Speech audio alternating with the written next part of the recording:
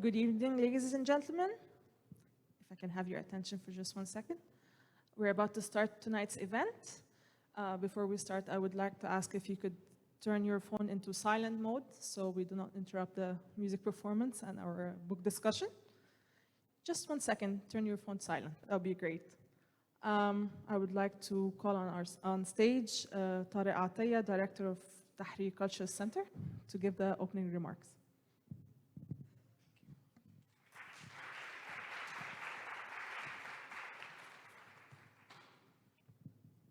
Thank you, Susan. Thank you very much. Thank you very much. It gives me great pleasure to welcome all of you here to the Tahrir campus of the American University in Cairo. Thank you very much for being with us this evening. It's a real honor to be partnering with our colleagues at the AUC Press and bookstores tonight for the launch of the new edition of Dust, which, as you will soon see, is an amazing piece of work about some of the forgotten jewels of Egyptian architecture. Some of those jewels are palaces, and that's why I want to take a brief moment to tell you a little bit about this place where we are now. This building is called the Ahmed Khairi Palace, and it's a registered antiquity. It's 150 years old, and it has had a fascinating history. First as a home, then as a tobacco factory, then as a university that's now called Cairo University, and since 1919 as AUC, the American University in Cairo. In February 2019, exactly 4 years ago, AUC embarked on an ambitious project to establish the Tahrir Cultural Center here in this palace as a way of ensuring that the vibrant history of this place continues. Tonight's event, as is everything that has been happening here since then, plays a role in that vibrancy. And it's thanks to you, our community, that that role continues to grow and shine.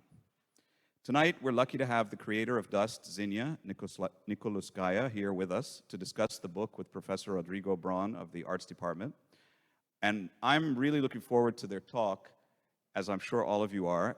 And I'm also looking forward to hearing the work of our guest, Nancy Mounir, because she's been also creating music that revisits some of the past and presents it in a new light. So many thanks to everyone who was involved in this effort. And now I would like to introduce my colleague, the new director of AUC Press and Bookstores, Verla Dilat, who will be telling you a lot more about what's happening here tonight. So please give Verla a warm welcome. Thank you, Verla. Thank you, Tarek, for introducing me so kindly. It is my pleasure to be here tonight and to welcome you too on behalf of AUC Press. Since its early days, AUC Press has been committed to publishing high-quality books on Egypt's rich architectural and cultural heritage, covering various historical periods from the ancient times to the 20th century. Our books find a readership among the academic scholar and the non-expert reader with a special interest in history, architecture, and the arts. The revised and expanded edition of Dust, Egypt's Forgotten Architecture, is an outstanding addition to our collection and definitely appeals to both the specialist and the general reader in Egypt as well as abroad. So the past is a foreign country, so the saying goes. And that describes exactly the feeling I get when I browse Xenia's book and get absorbed by her images of empty, crumbling, and abandoned places, palaces, and residencies. They intrigue. They fascinate. They make you wonder, maybe even imagine how it must have been like once, who the people were who lived in these houses, what kind of lives they might have had. The passage of time becomes very visible and tangible in Xenia's pictures. They display a peculiar and unique kind of beauty. It is the aesthetics of the temporary, of the elusive almost. As an historian by training, I can easily get lost in images like these and in the contemplations that these evoke. I sincerely hope that you too will get lost tonight. On a practical note, I'd like to mention that the Tahrir bookstore is open for tonight's event, that Dust can be purchased at a special discount, also at a book stand outside the hall, and that you can have your copy signed by the author tonight. Our event will take about an hour. We will start with a musical performance by Nancy Mounir, and this will be followed by the book discussion between Xenia Nikolskaya, the author and photographer of Dust, and Rodrigo Brum, Associate Professor of Practice at the AUC Department of the Arts. Finally, we will end the event with a brief Q&A session. Before giving the floor now to Nancy Mounir, I would like to warmly thank our partners in this event, which are the entire team of the Tahrir Cultural Center, Tintera Gallery, and of course, Nancy Mounir. Ladies and gentlemen, please enjoy the evening. Thank you.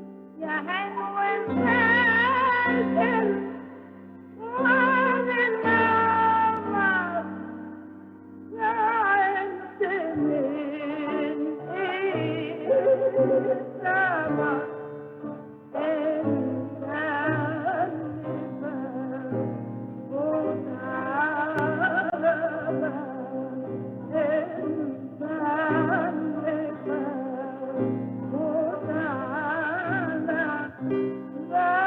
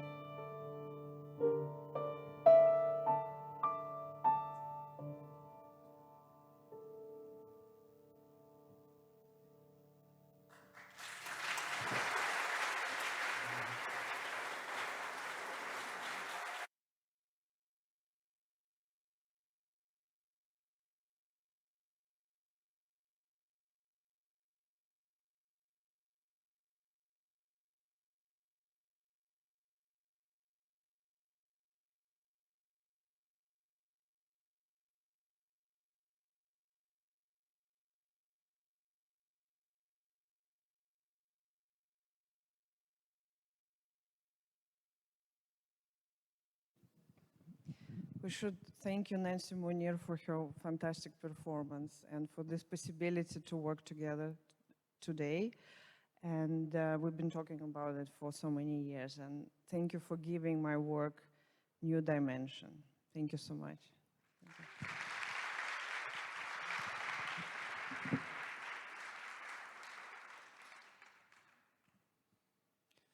So, I think we've been through so many events around dust in the past months that 2 months.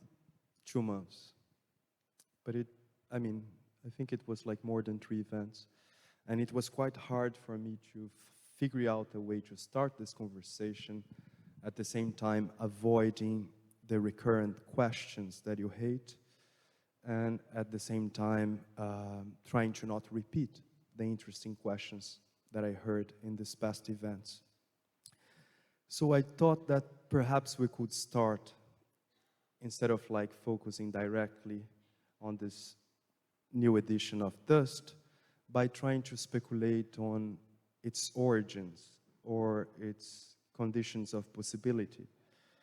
And then I thought about like 3 different origins. And if you allow me to do this, I will tell you each origin, and then you share with the audience the story behind it. And I would like to start with the story of our friend Sergei Ivanov. I hope he is here somewhere. He no? might be here somewhere.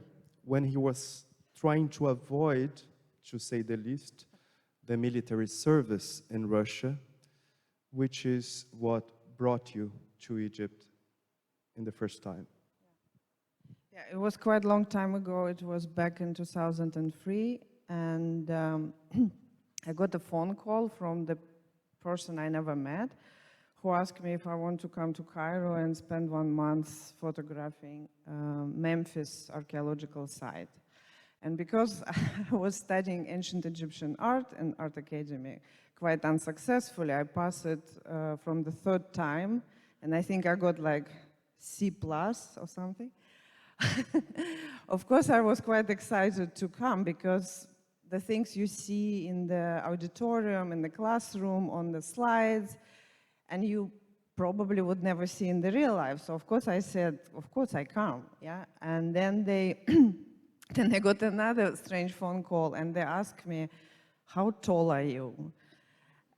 And I told them how tall I am, and I thought like, is this kind of strange human trafficking? I don't know why do they know? Why do they want to know how tall I am?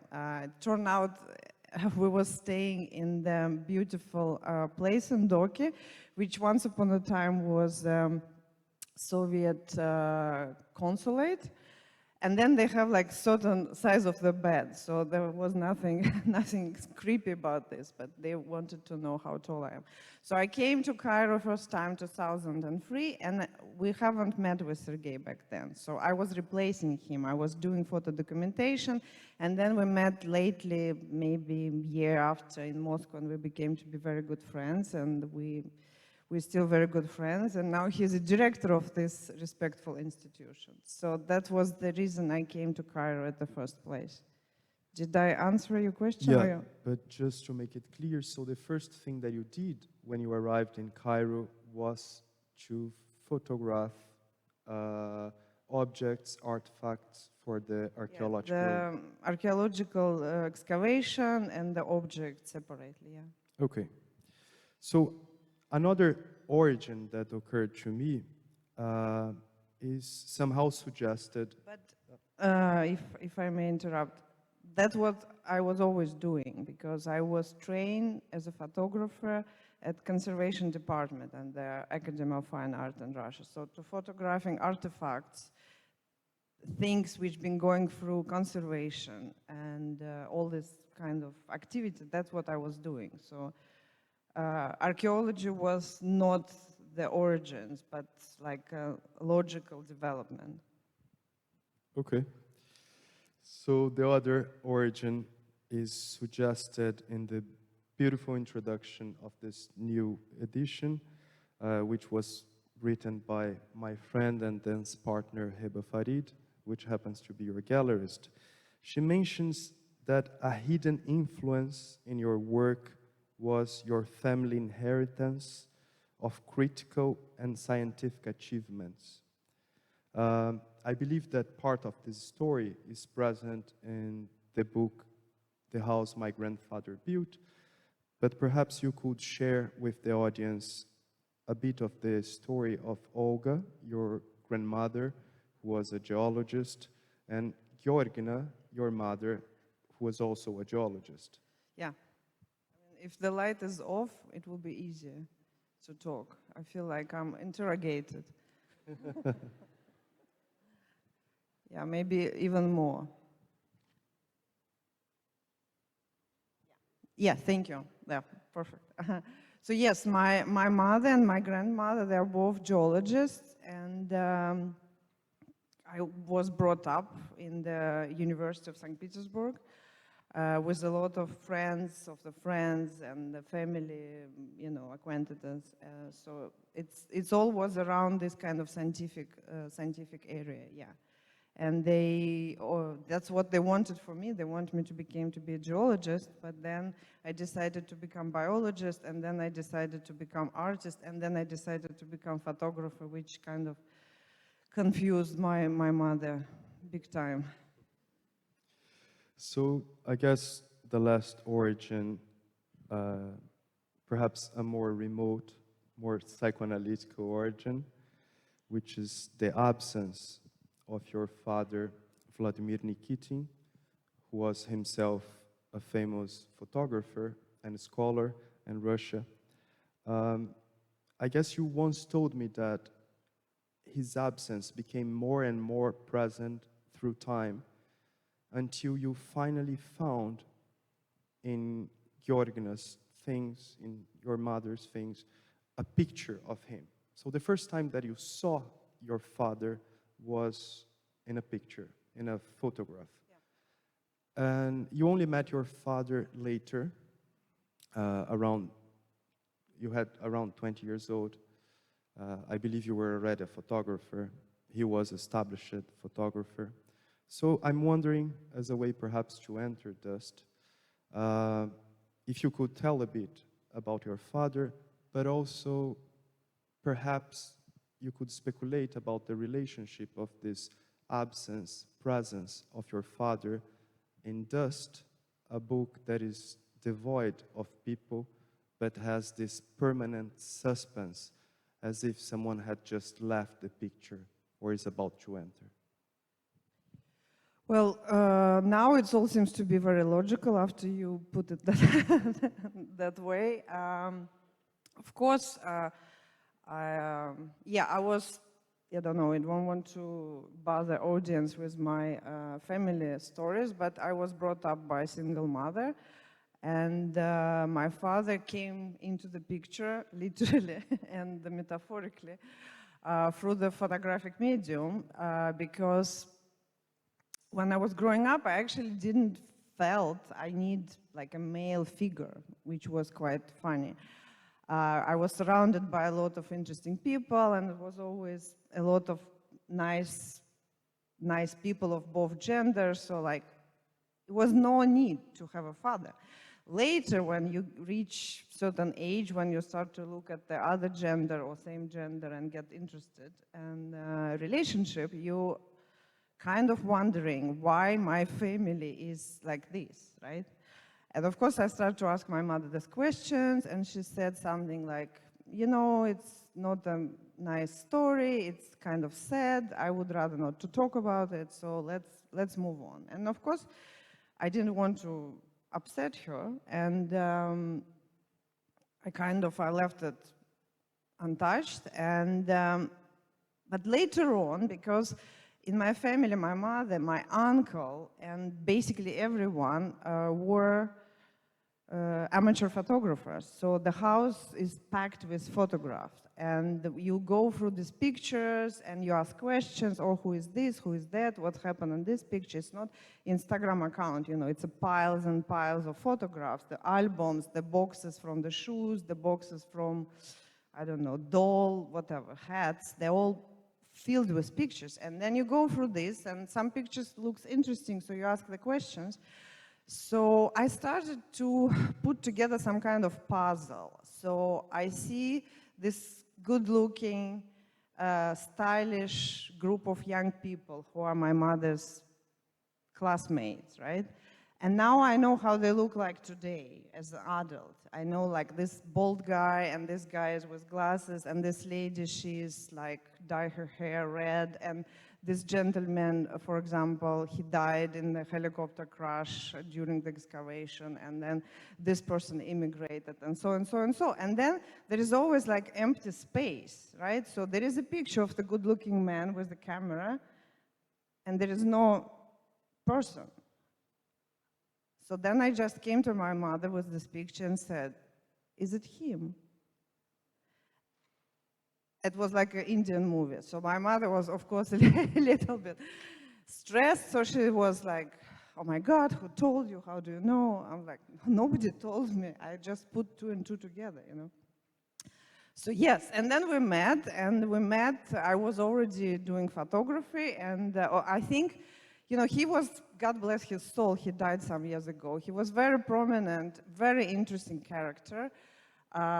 He founded the Department of Photojournalism in St. Petersburg University in Russia, and he had thousands of students. So any journalist who works in Russia these days is a student of my father. And they all have this admiration to him and respect. And of course, in his private life, he was a little bit different person. He cared more about his work than about close family.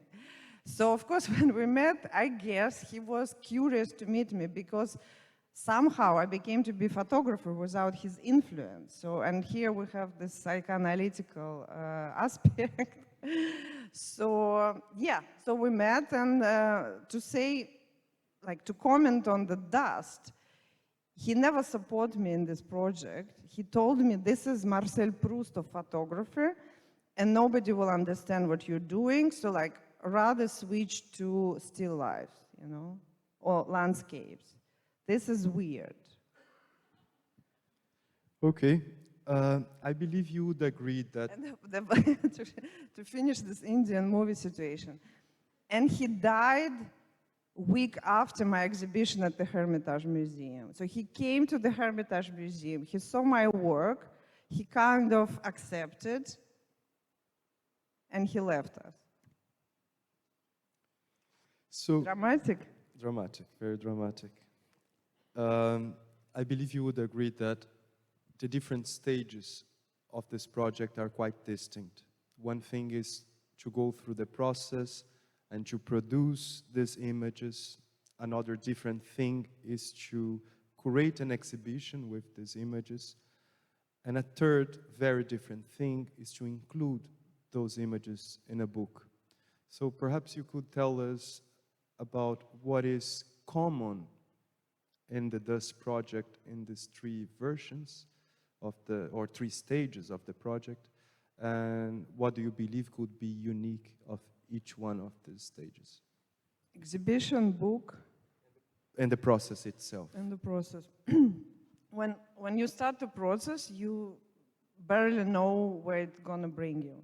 So when you start the process, you don't know sometimes it's going to be a book. Sometimes you have a clear vision, sometimes you don't. Sometimes you have a desire to show this work and you have an idea in mind where exactly you want to show it. Sometimes you don't. So book and exhibition has a lot of things in common because you have to mind the dramaturgy of images, of sequences, which start, which finish, what is in the middle. But again, when you're editing the book, you should give a space for, I call it transit images, the images what let you rest, because you cannot have 70 pictures of hits, right? In the exhibition, space is limited, people's time is limited. You cannot have exhibition, I don't know, I did once exhibition, not my own, with 200 pictures, but it was like a formal garage. So there is a possibility, but there is also a limit how much human eye can accept at a certain period of time. So you have to, I think exhibition needs more highlights, and the book needs, because you can read the book overnight, over day, over a week, you can go back and forth. An exhibition, you come and you leave. I mean, you rarely go second time, rarely. So that's a completely different, different tempo. And what was important for you to keep, both in the exhibitions and in the book, as a kind of core of Dust? What do you believe was necessary to be? There was several exhibitions, first of all. It was not one exhibition. It was exhibition, first exhibition in Townhouse in 2012. The gallery doesn't exist anymore in Cairo. Then there was exhibition, then there was extract of dust during the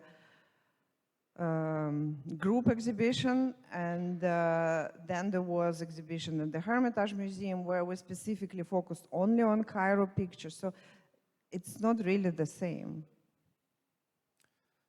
So do you believe that each exhibition has a quite distinct look, and you are not that much worried about what to keep in common between them because the photography itself is doing so? No, the space dictates a lot, of course, also. Yeah. Space dictates size. Space dictates sometimes the choice of color. Yeah. And the whole concept of the space, if it's old space or new space, light, no light, daylight, windows, no windows. Yeah, it's all, you decide every time. It's like you're fitting the dress every time. So you were educated at a time that when the professional photography combined the technical and formal aspects of the medium with a certain mysticism towards the photographic occasion, towards the moment when you take a picture. We could recall here the concept that Cartier-Bresson used to call the decisive moment. I think this trend has reversed. More and more photography is becoming something that belongs to editing and post-producing the images. When you started Dust, this shift was already happening. So I would like to know how you positioned yourself in relationship to it, and considering that you are also an educator, perhaps you could tell how do you see your students navigating in this new paradigm of photography, if we can say so? Well, yes, 2006 is the year when I started the project. 2006 is the year when major news agencies stop receiving pictures as negatives. So they start to only accept files. So 2006 is kind of crucial year in the history of photography. If I would have my own photography school, I would demand students to have large format camera with one negative per one assignment. Because digital cameras allow us to try so many times what we don't think, what we're doing. And again, going back to my beloved father, he used to say, you can take picture with a bucket. Equipment has nothing to do with your quality as a photographer, because you have to have a vision and you have to understand what you're doing. And also, when he, had a moment to discuss photography with me, like between the drinking sessions and like advising me on my personal life, he would say, like, just decide the camera you want to work with, because if you have two free, if you have several lenses, you never think how to photograph. You only think no, you never think what to photograph. You only think how to photograph. So you're a victim of these possibilities, you know. Limitations are good sometimes, not always. So the fact that I believe you started Dust already with a digital camera, right? No, when I started Dust, it was both. The digital camera, which I had back then, was not as good, so I was doing a lot of slides and negatives. And then I switched to digital in 2009.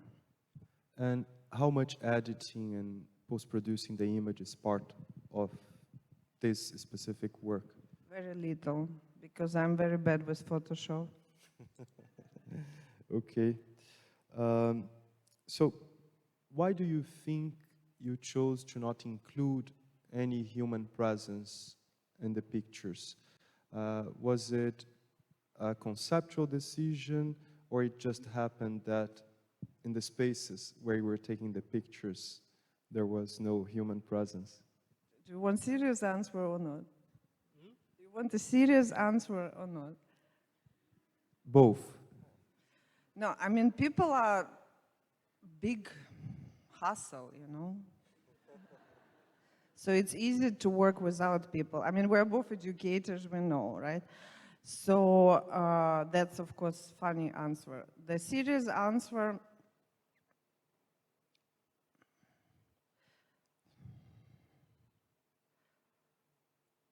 I didn't want to do some kind of ethnographic photographer. And also, these places which I was photographing, it's hard to imagine the type of people who would organically belong to this place. Because they were abandoned and they were empty, and then do we need to like put someone who dressed up in this style, or should it be like a random person dressed in contemporary clothes, and how this kind of character would look on this background, you know? It's also a matter of relationship. So I don't know. I never wanted to take pictures of people. I thought those spaces, they have so much information already. So like the person will just interrupt us from the observation. And although there's no people in the images, there are definitely traces, right, of whoever was inhabiting the space or whoever is taking care of the space. So they are somehow suggested, absent and present at the same time. But for the audience, for example, who already know the first edition of Dust, that was also published by AUC Press. No, it wasn't. No? No. Okay, so I'm sorry, AUC Press. It was published in UK by WS Publishing. They're quite renowned publisher, which only publish photography books. Okay. So for those who already know this first edition, what they could expect from this revised and expanded version of Dust? There is more text, very interesting text, written by Heba Farid, myself, and Omar Nagati, the founder of Cluster. There is more information, practical information about the buildings. That's one aspect. Regarding photography, there are pictures which I took between 2013 and 2021, like new pictures, completely new pictures. And also there are pictures which I took back then, but somehow they didn't work together with first sequence, first selection. But not because they were not good, but because it was not the right match.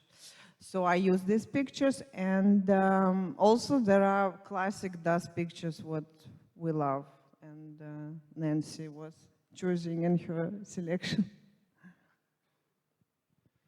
So, and there are in numbers, yeah. Yeah.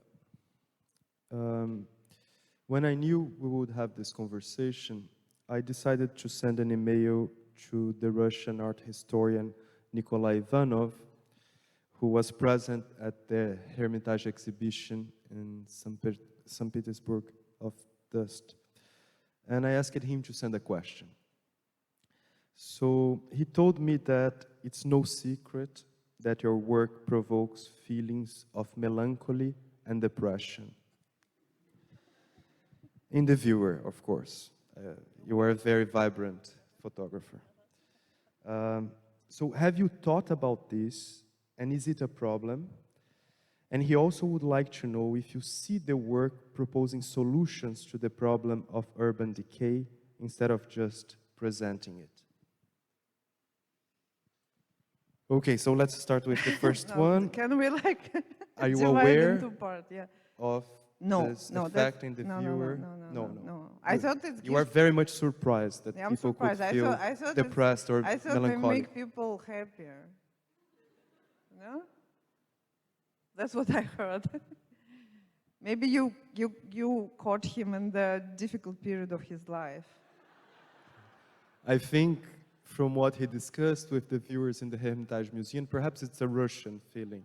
Yes. The Egyptian audience might feel Yeah, differently. we're always slightly depressed, especially 2002, 2003. It's like, it's not the best year for us. Okay. Yeah. So no depression, no melancholic feelings towards your pictures. Alhamdulillah. Maybe melancholic, but not depression. Okay. No. So, is your work proposing solutions to the problem of urban decay or just presenting it?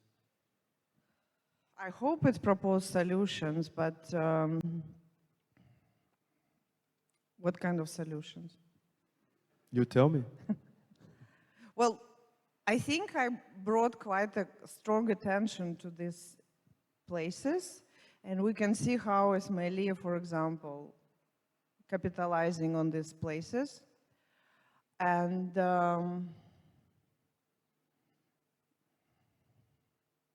I think places dying without people, and if the house, building, whatever, any kind of constructions, standing alone, empty, it's dying faster than it's used by someone, right? So if I can be, you know, if I have a power, I would give those buildings to artists and let them work there, and you know, on the condition of cleaning, maintenance, I don't know, like protecting them, right? Because conservation, I used to start, I worked as a photographer at the conservation department, so I know what conservation is about, how meticulous and hard and expensive work is proper conservation. So if you don't have budget to do something, you can at least not break it down and give it to someone to clean, you know, to like mind the pipes so they're not leaking, electricity is not breaking, you know. And it costs not much, but people would take care of this place and they would bring some life into this place until like waiting for the proper moment or waiting for the rich investor. But at the same time, your book shows us a kind of paradox towards urban decay, because perhaps the title of your book, Dust, is referring to this layer that at the same time is indicating that a place is somehow abandoned, but is also protecting it. I guess your work as with the archaeologists would also show you this. So perhaps, I don't know, but perhaps the desirable solution is not necessarily renovating the buildings in a certain way, but respecting. Does it make sense? Yes, but the land is very expensive, you know. Yeah. Yeah, I guess everyone wants to use the land. we agree that the worst Yeah. solution is demolition. Yeah, or yeah, like, yeah. Yeah, sometimes things can be left like they are, and the climate, Egyptian climate, is really great. Things can remain like this very long without until someone who intervention, yeah. finally appreciates it Yeah, can yeah, arrive and take care. Okay. But we cannot live in the past, right? We need to move on. So out of the spaces that you photographed for this project, how many of them do not exist anymore? I would say 30%. 30%. Yeah. Okay. Roughly. Not exist, or they've been maybe half, or been renovated, or been reused, repurposed. Yeah. So I mentioned before that you were also a professor of photography, and what advice would you give for your students if they want to approach more or less the same subject of like urban decay, or you are laughing because it happens, right? They sometimes ask you advices on it. So I'm wondering, like, what do you say to them when they come up with a project that is tackling similar topics? They need to have a lot of time, yeah, first of all, yeah. Because it takes time to do everything. And I guess you would also mention that they need to go to the place and spend some time Yeah, there. no, it's dust is 70% of research and 30% of photography. So you need to, it's been, I mean, when I started to work on it in 2006, we didn't have GPS in Cairo, right? So it was one lovely map printed somewhere in Germany, what was as accurate as possible. So you can actually find the location, you know? And though it was like maybe 500 meters, 1 kilometer plus minus. So yeah, I was walking around with the map, with the little camera or notebook, and I was writing the name of the street, and then I was approaching people. What is it? Who lives there? Is it official building, institution, private house, you know? So, and then I would start to think, how can I get inside? How can I, though we agree we're not going to talk about it, right? Yeah. Yeah. No, I'm not asking you how did you get Yeah. access to the buildings, and I advise the audience to not ask this question. It's a lot of time, a lot of time. Also, the time of the picture, since we mentioned the decisive moment, I mean, it's really important, it seems to be really important for you to choose the right light and to like frame the image in a certain way. Yeah. So yeah, I imagine that you returned several times in some of the places, or that you waited until the light was somehow perfect. Could you tell a bit of like what kind of strategies you used once you enter a space and you know you want to photograph it, but it's not yet, let's say, and it's perfect conditions of visibility? No, there is no strategy. You just have to enter, you have to see, and then picture is there or picture is not there. But sometimes you have a chance to enter again, but it's kind of lucky case. Usually it's just perfect moment, decisive moment, combination of time, light, access, state of mind, recharge battery in the camera, or like enough film. Yeah. Okay, so before we open the microphone for the audience, perhaps you could talk about the new projects that you were working on. I know that you are working on your father's archive.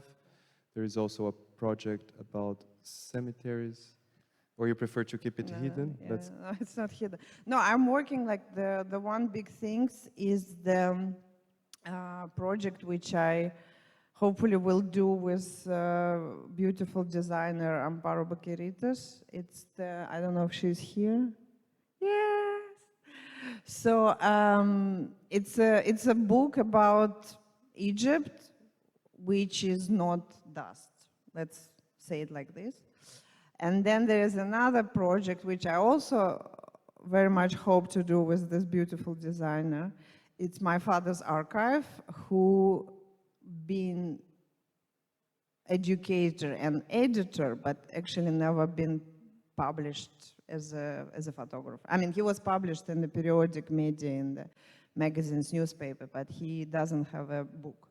And I think what I try to do now is to look at his selection, following the terminology which he came up with, and it's called adjacent frame in English. In Russian, it sounds like соседний кадр, or like side frame, which reflect very much situation Russia is going through right now with the new wave of censorship and stuff like this. Photographers back in the 70s, when he was an active journalist, they were shooting pictures for the newspaper, and they were shooting pictures for themselves. And they knew this picture would never reach audience. But because as a photographer, you need to photograph things. You cannot not photograph. So you're photographing and you're putting these pictures in the box, in the shelf, I don't know, in the closet, and then you wait for the better time. So his selection of pictures, which he left before he died, and the pictures he shot besides this, it's quite different. So I think unconsciously, he was doing a little bit of self-censorship because he was a person which was brought up and grown up and worked in certain circumstances. So I think what I want to do is to build a dialogue between me today and him then, and see how my selection is different from his, and why, and have this kind of dialogue. Okay.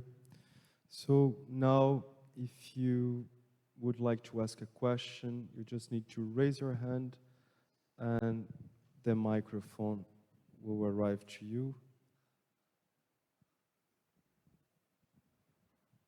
If you don't have questions, it's also good. Hi, you guys can hear me? Okay. So I'm kind of hung up on the subtitle of the book, Egypt's Forgotten Architecture. Where are you? Hi. Hi.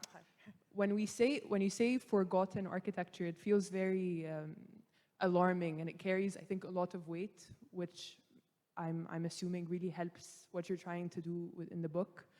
But my question is, like, I don't assume that people generally have much information or knowledge about architecture, any sort of memory of architecture. And so in this case, this architecture, who is it forgotten by? And in a similar sense, if this book is working towards remembrance, or it's a sort of archival project, why do you think, Yani, in the context of this book, that remembrance is so important? Yani, we can be dedicating this like energy to remember other things. Why should this be something that we work to remember? No, we shouldn't. No, I think I didn't meant to create some kind of record. So what I was looking for is haunting images which evoke certain feelings. What book became to be after, this is, out of my hands. So, of course, I had this information about the buildings and addresses, not addresses, but like names, right? So somehow it can be useful, this book. But it was not a goal to make this book somehow useful. I don't know if I answer your question. It was my journey. And I was happy to be alone on this journey, but then it became to be a little bit bigger. Thank you so much. Oh, sorry. Thank you so much for the presentation. I have a question which is more logistical. Like, how did you get access to these places? Are they private We- houses? We have a ban on this kind of question. There is a ban. We don't answer these questions. I cannot reveal this information. No, I'm just wondering, like, are they public houses or private? Like, Everything. They're all kind of houses. All kind of houses. Okay, thank you.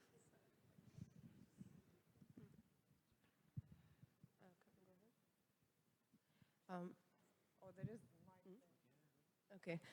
So if it's not for a record, was it entirely a personal journey, or was it meant to be socially active as part of a project to draw attention? Okay.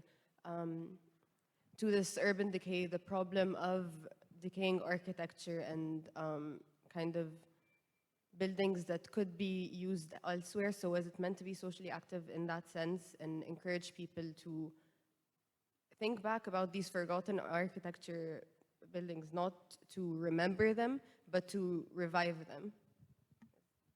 Yeah, I mean both, but as I just answered to your neighbor, you know, I didn't mean to have a record of architecture which is about to disappear, you know. Later on, this book became to be more than just pictures. So it became to be a record, because when we start to exhibit this work, and the work became to be public and published online and in the magazines, you know, people start to wonder, oh, it's such a beautiful place, what happens to this place now? Oh my God, it's been demolished, you know. So it was not the original plan. And I'm happy what this picture somehow recording the state of this place, and maybe it can be used for protection, or at least some kind of visual references. So if in the future someone would decide to make a renovation of these places, they can use my pictures as a visual references. I would be very happy if there will be also practical use of this. But I was not working as a researcher. It was not academic publication. It was an art project which somehow got several dimensions. Hi.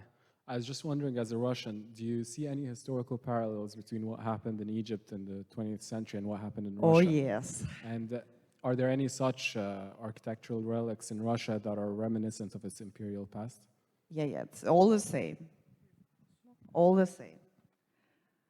Yeah, it's a building which was a palace, then was, how it's called, appropriated, turned into the school, then abandoned, then, I don't know, start to fall apart, then maybe bought by a rich oligarch and turned into something else. Yeah, that's exactly the same. You guys are following us with maybe 30 years gap.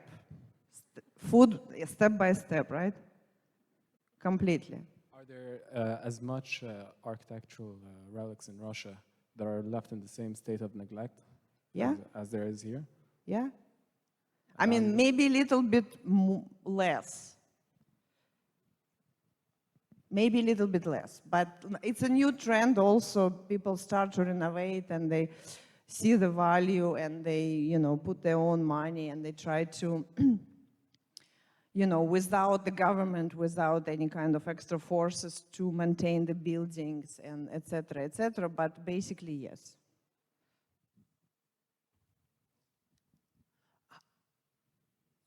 Hi,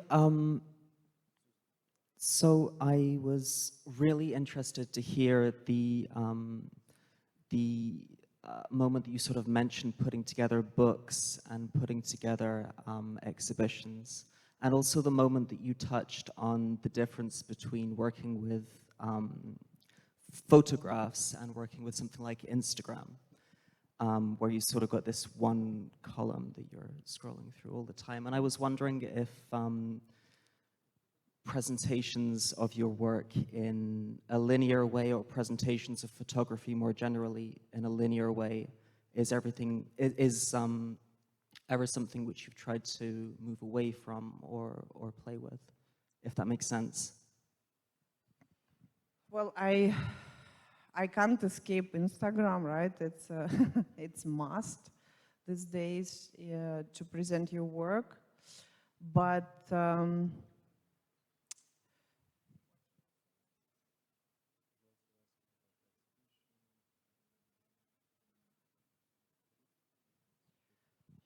I don't know if as an artist you have to exhibit your work, you know, if you you want or not.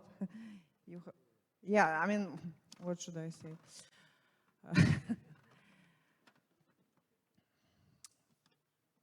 Maybe, yeah, maybe I didn't understood your question quite well. Right, so I think it was about the presentation of photographs in a sort of from point one to point B, from point one to point B, in a linear way, and whether that's ever sort of featured as something which you identify with or try to get away from. But it can be presented like this, or it can be presented as a single images, or it can be presented. I mean, what Nancy did today is like one of the way to present these images, and of course it's fantastic and very interesting. But I don't know. Sometimes it's enough to just have one picture, and I mean, of course, you know. When you work in the industry, like photography, you have to, you want it or you don't want, you have to accept the rules, right? So if you want to be visible, you do these things, you go to the festival, you do exhibitions, you need to have some income, so you have to sell your work, right? To be able to produce more work. So you kind of, you follow this existing formats, which maybe not ideal, but that's what we have.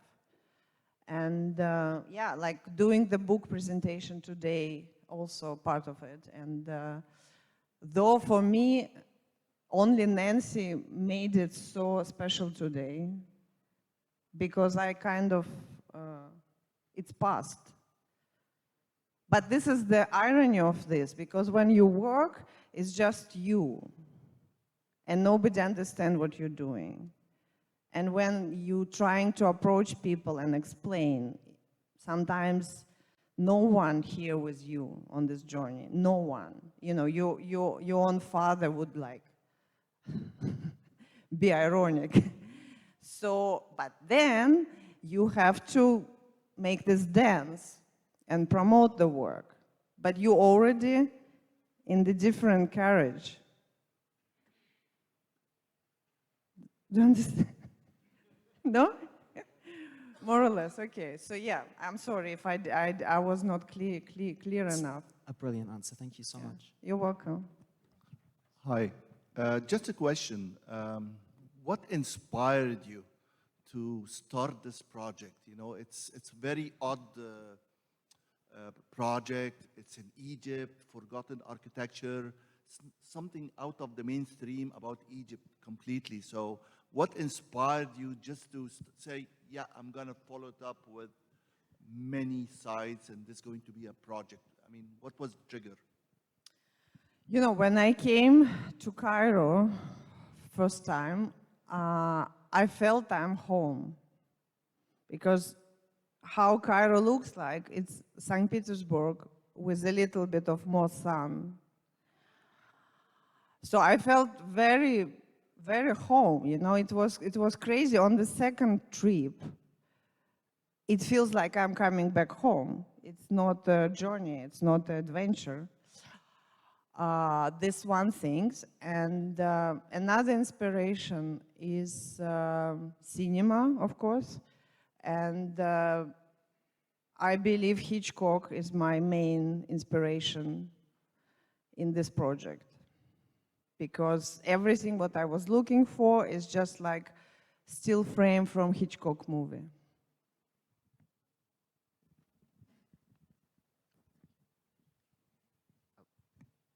First of all, thank you for this talk. I had a question about composition, and I love the Hitchcock reference there. When you're taking a photograph of a room, of a space. I noticed that some of the photographs, some of the pieces have a very central subject, some of them do not. Like this one, for example, you have the chair that's in another level deeper in the composition. How would you characterize the way that you picture a space where there is not a identifiable subject, or maybe a very clear, explicit subject, such as a room? Like, how do you characterize a space in terms of framing and composition in that regard? Well, I brought up on very classic art history examples. I'm graduated as an art historian, so somehow it's always should remind me a painting. Maybe it's banal answer, but I don't know. I think when I see something really beautiful, as it sounds like a cliche, but as a painting, as beautiful as a painting, then I would photograph it. Okay, thank you. So I don't have a question, but I would like to reflect on the word forgotten. I believe choosing the word forgotten reflects the truth about the ignorance of Egypt's Belle Epoque. I believe not everyone from the new generation are aware of this Egyptian era that much. So from my humble point of view, this book is preserving and documenting a piece of our heritage and history that we don't talk much about. I don't think forgotten has a negative connotation. I think forgotten is something which is there and waiting for the perfect time.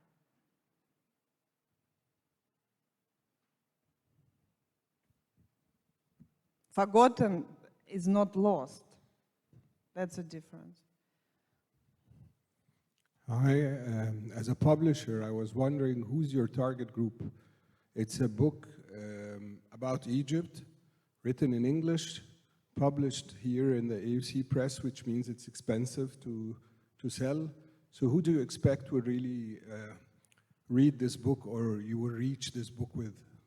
International audience interested in culture, history, architecture, photography. Not Egyptians per se. Egyptian is international also. Okay, thank you. I think we have time for one or two questions. I have a small question. Have you thought of doing the same art project or survey or research in another city? And do you think if you will do such a research in another city, do you think you will find all this amount of forgotten architecture? Other city like? Cities, any city, maybe Russia, maybe Syria, because you know, with everything happening there, or I don't know, or maybe old city, new city, another city in you know, another country in Egypt. I don't know. Sorry, another city in Egypt, or another country in Africa, in Europe, anywhere. Well, after I finished the first edition, I was very excited about this topic, and I was hoping I can work in Algeria. But then I was refused. Visa was not issued for me. Yeah, I don't know why. Usually I get visas. So kind of Algeria came out of the picture, and but of course it's like it's logical to do something like this, but also I don't want to repeat myself. That's why I started to do completely different work after, and now I'm doing very different work. I think it's a unique combination of me being here in this period of time and my interest and my connection and my passion made this project possible. And day before it wouldn't be possible, and day after it wouldn't be possible. It's just like perfect match. And do you think there are other countries that has such a situation, as he said, like urban decay happening or any? Other what? Like, do you think this situation of urban decay or forgotten architecture exists in the same amount in any other city? Oh yes, of course. Or Havana, Bucharest. No, it's a lot of places. I mean, any country which goes through economic, political turmoil forget certain amount of architecture at a certain period of time. Yeah, it's not unique. That's why I didn't want to have people, and that's why I didn't want to have outdoors images to specify where those pictures are taken, because I wanted to create something more universal than just Egyptian story. I wanted to talk about architecture and how architecture indicate these processes we're living in. I think we can have one last question, Khaled, if you may. Hi, thank you very much for your amazing work and your passion for it. Please allow me to ask about 2 points. First, you mentioned a brilliant sentence when you said that your work is 70% research and 30% photography. How did research direct you throughout the years with this magnificent project? I mean, we have all seen some photos from Cinema Radio here in Cairo, some photos from Simon department stores in Port Said. Have you read about these places before going?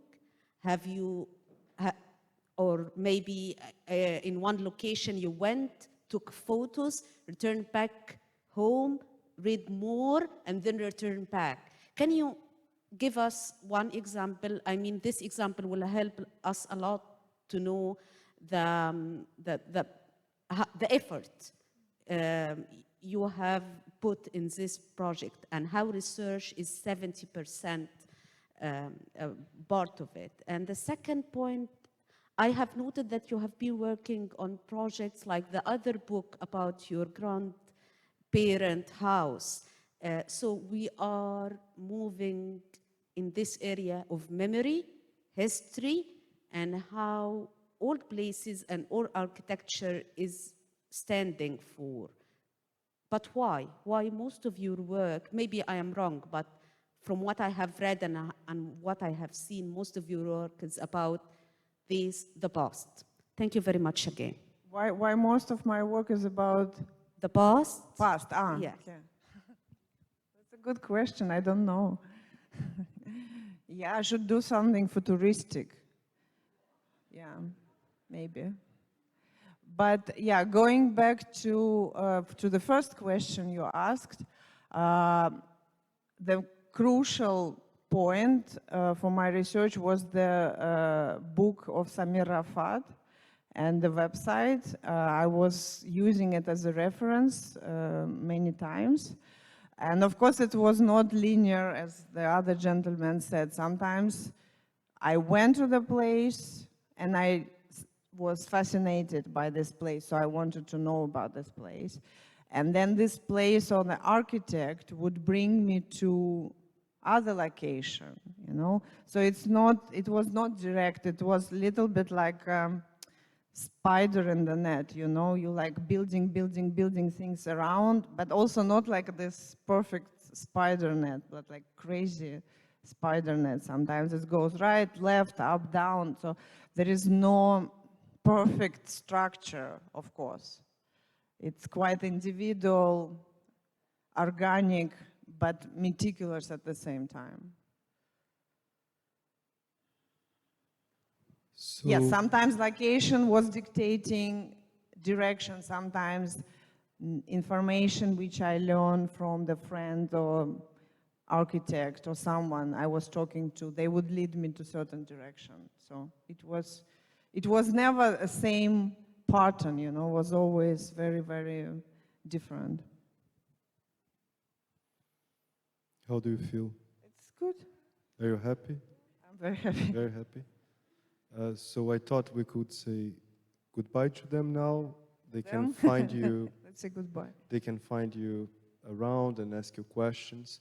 We would like to thank the Tahrir Cultural Center, the AUC Press, Tintera, the wonderful Nancy Mounir, who put a spell on us tonight, and Xenia Nikolskaya, this magnificent photographer who shared her knowledge with us tonight.